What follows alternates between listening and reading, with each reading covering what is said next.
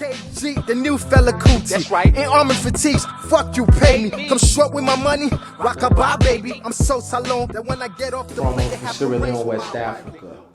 That's on that's a small country named Sierra Leone. The major city is called Freetown, but I'm from that country. That's where I was born, at least till I was about 8 years old when I moved to New York. I look at you and angels sing. I wanna give you pretty things. This is Pride Rock, the one that you see in Lion King. My father's name is Joseph Gouger. My mother's name, rest in peace, just Agnes Levy. She was an estranged woman. She had been married before, but her and her husband were having situations, and she moved out, and she was out on her own. My sister said, bury me, at least then I'll be free. With tears in my eyes, and I'm asking God, why? Do you love me? Do you really love me? So why we suffer to death? You play us to the left. My brother took his last breath, he was starving to death. Compression to his chest, resuscitate his breath. I prayed 100 times, then I repeated the steps. I was there as a baby. I was given to my grandmother, his mother, Sally Gouger, rest in peace. So grandma and I, we were having hard times. Just having hard times in life, as far as food, shelter. She had like this shack that she lived in, from what I remember. She was a real Orthodox Muslim. She prayed 5 times a day. She went to the mosque at least 5 times a day to pray, and she made sure that I learned the religion as well. And I was very much into Islam. And I remember my grandmother, just from probably till I was about 7 years old. That's who was taking care of me.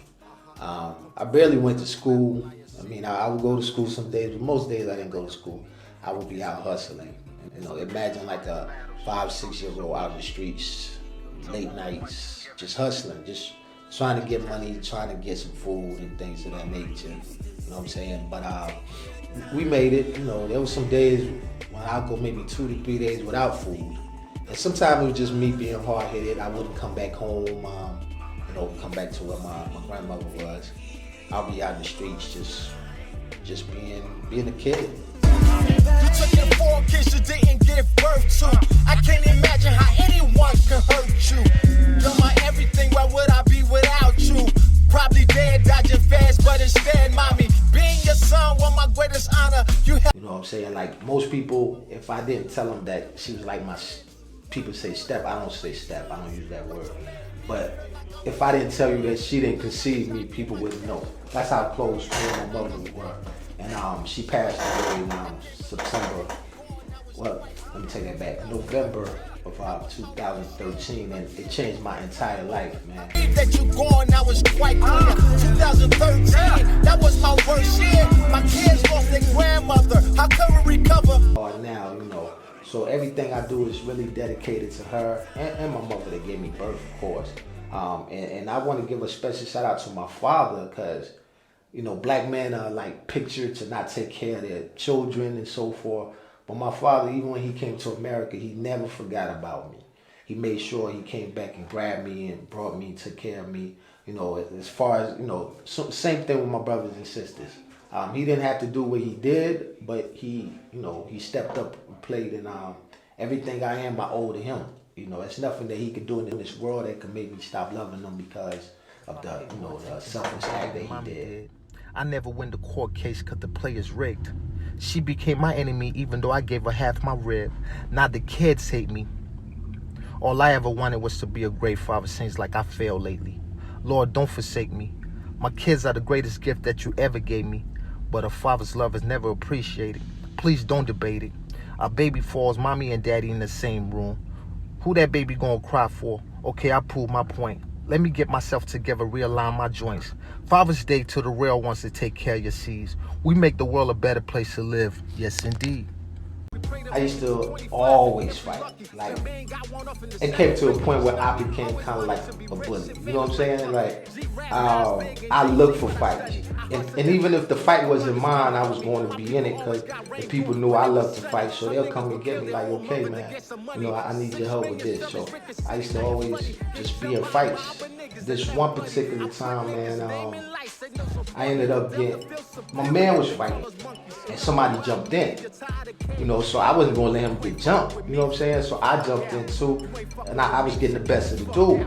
So at the end of the night, I'm leaving to go to my car, and I get approached by like these 3 dudes just ran up on me, you know what I'm saying? So I'm fighting like never before. Not, my adrenaline just pumping, so I'm not knowing that the entire time I'm throwing punches that I'm getting stabbed. You know what I'm saying? Like, they're stabbing me with bottles, knives, anything. Like, it was bad. So I just remember when the police was coming and everybody ran off. So I got to my car, got in the car and everything, and I was like, man, I don't feel right. Something didn't feel right. But I just thought it was just using up all the energy from fighting, you know what I'm saying? But I got in the car, and every time I would put my arm up, I feel warm, you know what I'm saying? But what was happening was there was holes under my arm, and when the blood would shoot out and warm my body up, you know what I'm saying? So not knowing, drove all the way home, and when I got in the house, my wife was like, "What's wrong? You was fighting again?" I was just like, "Yeah," but something don't feel right, feel different this time. Then when she told me, take your sweatshirt, because I had got like this fly-ass polo sweatshirt. It was like one of the flyest I seen, so I couldn't lift my arms up, you know what I mean? So when she lifted the sweatshirt up, she was like, "Oh man, you bleeding everywhere." Not knowing, so she ran across the hall to get the neighbors, like, to help me. And when she came back, I was passed out. When I woke up, it was like 3 days later, like in a coma. You know what I'm saying? I had to get a blood transfusion and everything, man. So, The city, nothing funny. Get jumped by a mob of and left bloody. I put name in lights, they don't support me. For them to feel superior, they call us monkeys. Enough about me, you're tired of KG. You ain't fucking me, so get the fuck out. You ain't fucking me, so get the fuck out. to make more music, and at the same time I would run like a charity where I would provide people with clothing, shoes, food, and things like that. But the music still wasn't, you know what I'm saying, it wasn't the one that was giving me money to do that. You know what I'm saying? It was just taking my own money from the household and providing all these type of things. So I make it, grab the next person and bring them through, same thing I'm doing, like pay it forward. So that's basically, my thing about the music and all that. And my music, what I've been doing is, it's not like a history lesson, you know what I mean? I've been telling my story as I, just like I'm talking right now, I've just been telling my story piece by piece. Whether I'm just talking about marriage, whether I'm talking about my children, I'm talking about life out in the streets, So all of that is real. It's coming from my real life story or things that I've witnessed. You know what I mean? So I'm thankful because I've never really had to, I've been in the street with nothing.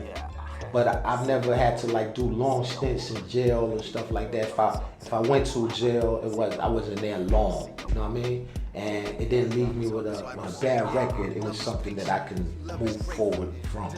I basically, like I said, I'm just trying to introduce everyone to me and introduce them to where I come from, and at the same time I'm unifying Africa and just bringing them together. You call me the new Gaddafi, because my whole theme is to bring Africa together, bring black people together around the world. I even do a show on Spotify called Bridging the Gap, and it's a Pan-African movement, and Pan-Africanism is just basically just saying I'm connecting black people all around the world, just pro-blackness, and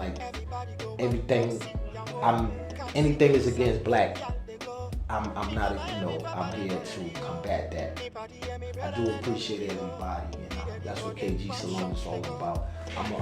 I'm a people's person, you know what I'm saying? Like, the person that would run for presidency, that's me, KG Salone, because I'm here for the people. So, peace. It's Bash on the beat.